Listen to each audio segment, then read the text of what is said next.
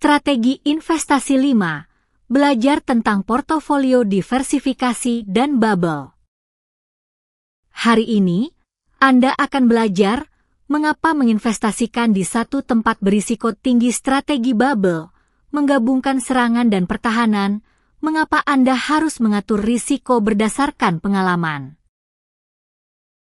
Setelah menyelesaikan strategi investasi ini, Anda akan mampu membuat keputusan investasi yang tepat dan menghindari kerugian. Jika Anda memiliki pertanyaan atau ingin tahu bagaimana mengatur risiko berdasarkan pengalaman, silakan tinggalkan komentar di bawah. Sejarah menunjukkan bahwa banyak orang yang menginvestasikan di satu tempat setelah mencapai sukses, dan mereka lalu menginvestasikan uangnya di tempat yang sama.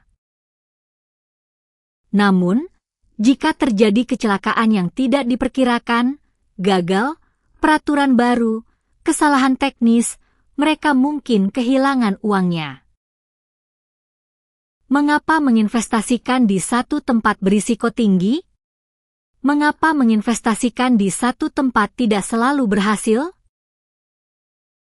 Oleh karena itu, kami harus menggunakan strategi yang berimbang, yaitu menginvestasikan di serangan dan pertahanan.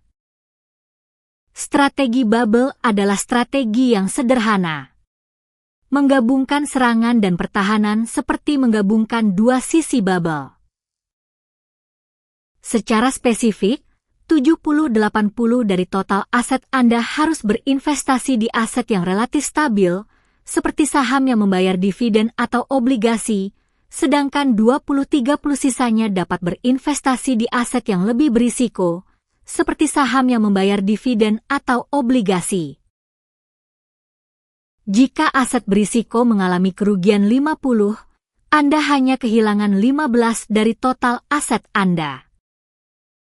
Anda harus mengatur risiko berdasarkan pengalaman Anda sendiri. Mulai dengan menginvestasikan 90 di aset yang relatif stabil dan 10 di aset yang lebih berisiko. Contoh aset yang relatif stabil adalah saham yang membayar dividen, seperti BBCA atau BBRI. Aset yang relatif stabil membayar dividen atau obligasi secara konsisten dan tidak berubah-ubah. Jika Anda membeli saham yang membayar dividen, Anda harus mengamati grafik saham tersebut selama 3 tahun terakhir untuk melihat bagaimana saham tersebut berubah-ubah. Jika saham tersebut membayar dividen secara konsisten dan tidak berubah-ubah, Anda dapat menginvestasikan 70-80% dari total aset Anda di saham tersebut. Contoh aset yang lebih berisiko adalah saham yang membayar dividen, seperti TLKM atau ASI. Aset yang lebih berisiko membayar dividen atau obligasi secara konsisten dan berubah-ubah. Jika Anda membeli saham yang membayar dividen, Anda harus mengamati grafik saham tersebut selama 3 tahun terakhir untuk melihat bagaimana saham tersebut berubah-ubah. Jika saham tersebut membayar dividen secara konsisten dan berubah-ubah, Anda dapat menginvestasikan 20-30% dari total aset Anda di saham tersebut. Anda dapat mengatur risiko berdasarkan pengalaman Anda sendiri dengan menginvestasikan 90 di aset yang relatif stabil dan 10 di aset yang lebih berisiko. Jika Anda membeli saham yang membayar dividen, Anda harus mengamati grafik saham tersebut selama 3 tahun terakhir untuk melihat bagaimana saham tersebut berubah-ubah. Jika saham tersebut membayar dividen secara konsisten dan berubah-ubah, Anda dapat menginvestasikan 20-30% dari total aset Anda di saham tersebut. Anda harus mengatur risiko berdasarkan pengalaman Anda sendiri untuk membuat keputusan investasi yang tepat. T45G penutup ini. Investasi satu tempat saja berisiko tinggi.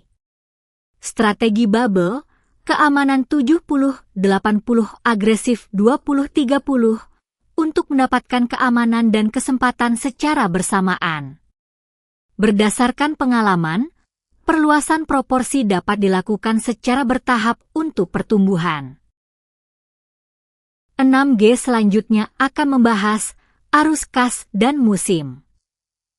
Anda akan mengetahui di mana uang di pasar bergerak dan kapan mana aset yang mendapatkan perhatian.